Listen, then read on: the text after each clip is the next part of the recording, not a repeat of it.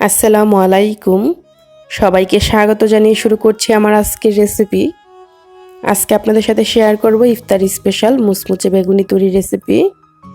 এই বেগুনিগুলো বানিয়ে অনেকক্ষণ সময় ধরে রেখে দিলেও নেতিয়ে যাবে না, মুচমুচে থাকবে। টিপস সহ আজকের রেসিপিটি থাকছে, আশা করি আপনারা পুরো রেসিপিটি দেখবেন। এই বেগুনি তৈরি করার জন্য প্রথমে আমি বেসনের ব্যাটারটা তৈরি করে নিচ্ছি। তার জন্য এখানে একটা স্ট্রেনারে আমি 2 কাপ বেসন নিয়ে নিচ্ছি। আর এই বেসনটা কিন্তু আমার ঘরে তৈরি করা। কিভাবে আমি বেসনটা ঘরে তৈরি করেছি রেসিপিটা আপনাদের সাথে শেয়ার করেছি, আপনারা চাইলে দেখে নিতে পারেন, লিংক ডিসক্রিপশন বক্সে দেওয়া থাকবে। তো আমি এখানে প্রথমে বেসনটাকে ভালো করে চেলে নিচ্ছি যাতে কোনো লাম্পস না থাকে। বেসনটাকে চেলে নেওয়ার পর এখন আমি দিয়ে দিব এখানে 2 টেবিল চামচ রান্নার তেল, মানে সয়াবিন তেল। তো আমি 2 টেবিল চামচ এখানে সয়াবিন তেল দিয়ে দিলাম। আর এই তেলটা দেওয়ার কারণে কিন্তু এই বেগুনিগুলো অনেকক্ষণ সময় ধরে মুচমুচে থাকবে। তো তেলটা দেওয়ার পর ভালো করে বেসনের সাথে একটু হাত দিয়ে এভাবে মিশিয়ে নিতে হবে। একটু সময় নিয়ে আমি তেলটাকে ভালো করে বেসনের সাথে মিশিয়ে নিচ্ছি। তেলটা মিশিয়ে নেওয়ার পর এখন আমি দিয়ে দিচ্ছি এখানে পরিমাণ মতো লবণ, দিয়ে দিচ্ছি এখানে 1.5 চা চামচ মরিচ গুঁড়া, 1 চা চামচ হলুদ গুঁড়া, চাট মশলা দিয়ে দিচ্ছি আধা চা চামচ। এটা অপশনাল, থাকলে দিবেন, না দিলেও কোনো সমস্যা নেই। তো এখন এই সবগুলো উপকরণ বেসনের সাথে ভালো করে আমি মিশিয়ে নিচ্ছি।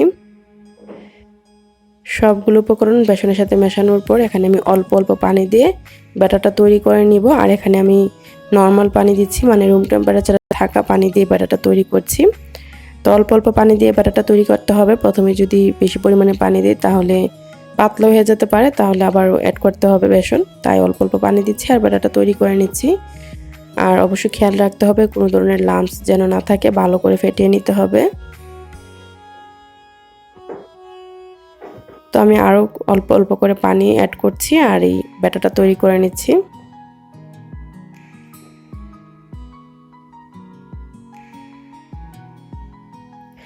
এইভাবে অল্প অল্প পানি দিয়ে ব্যাটারটা আমি তৈরি করে নিয়েছি। ব্যাটারটা কিন্তু তৈরি হয়ে গিয়েছে আর ভালো করে আমি ফেটিয়ে নিচ্ছি যাতে কোনো লাম্পস না থাকে।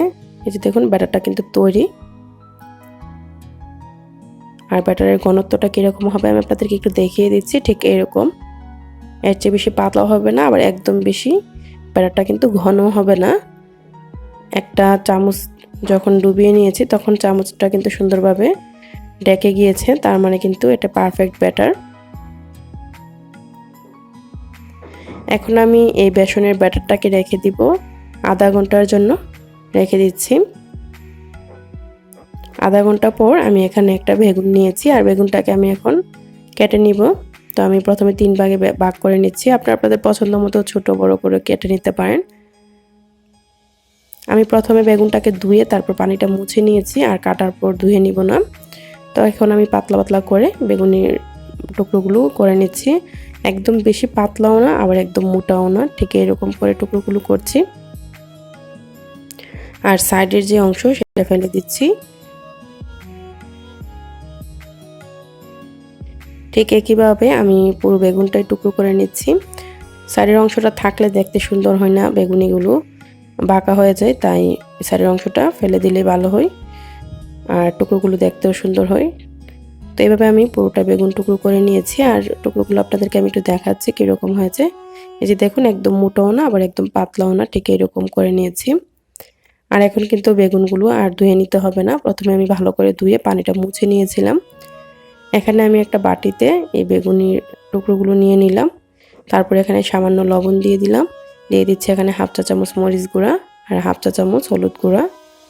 এখন এই সবগুলো মশলা বেগুনের সাথে ভালো করে মাখিয়ে নিচ্ছি।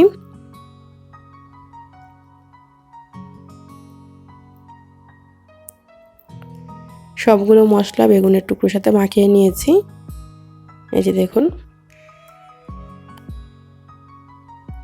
আমি যে বেসনের ব্যাটারটা তৈরি করে রেখেছিলাম আধা ঘন্টা পর,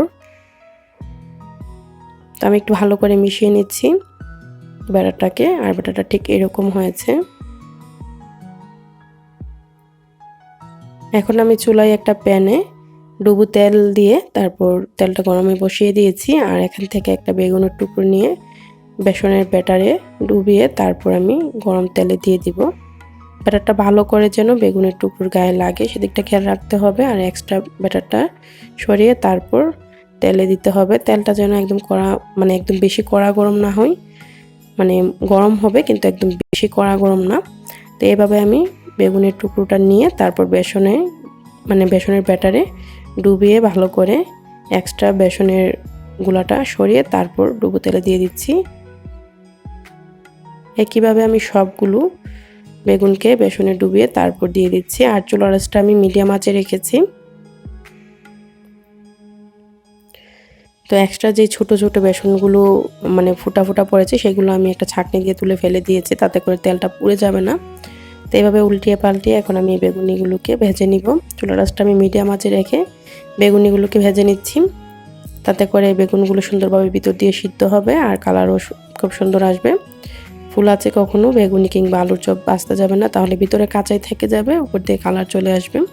যখন খুব সুন্দর একটা কালার চলে এসেছে তখন আমি ভালো করে তেলটা ছেঁকে বেগুনিগুলোকে নামিয়ে নিচ্ছি। আর ঠিক একইভাবে আমি সবগুলো বেগুনি ভেজে নিচ্ছি। এই যে দেখুন আমার বেগুনিগুলো কিন্তু তৈরি।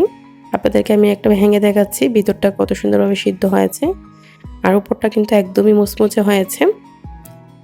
ইফতারের টেবিলে আমরা বেগুনি ছাড়া কল্পনাই করতে পারি না। তো খুব সহজেই এই পারফেক্ট মুচমুচে বেগুনিটা আমরা তৈরি করে নিতে পারি। এটা ঘন্টাখানিক আগেও যদি বানিয়ে রেখে দিই তাহলেও কিন্তু নেতিয়ে যাবে না, মুচমুচে থাকবে। চেষ্টা করেছি সহজভাবে পারফেক্ট বেগুনির রেসিপিটি আপনাদের সাথে শেয়ার করার। আশা করি রেসিপিটা আপনাদের কাছে অবশ্যই ভালো লাগবে। রেসিপিটি যদি ভালো লাগে লাইক কমেন্ট শেয়ার দিয়ে সাথেই থাকবেন। রেসিপিটি দেখার জন্য আপনাদের সবাইকে অসংখ্য ধন্যবাদ। সবাই ভালো থাকবেন, আমার জন্য দোয়া করবেন। আল্লাহ হাফেজ।